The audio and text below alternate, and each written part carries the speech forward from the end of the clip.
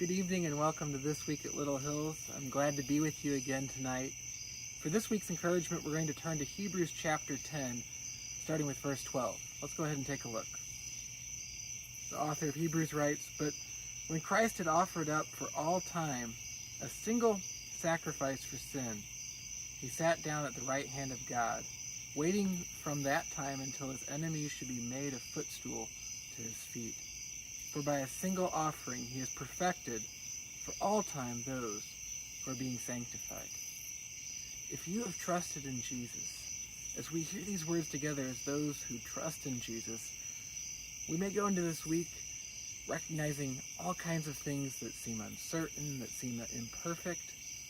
We may look at ourselves and feel very clearly our imperfections. But what are we told here? We're told that Jesus has already made all things perfect, including you and me. We aren't there, we don't experience it yet, we're not there yet, but we know that he's already completed the work. His one sacrifice covers all time. And if you haven't trusted in him yet, that's the promise that's there for you too, that as we go into this week, you don't need to go into it wondering if somehow you can be good enough, that if you can achieve enough, if you can turn this week into something successful. You can go into it knowing that Jesus has already done the work for you. Sure, he calls us to do all sorts of things through our lives, including this week, but we can go into that with confidence because of that good news that we find written throughout the pages of Scripture. I hope this is an encouragement to you tonight.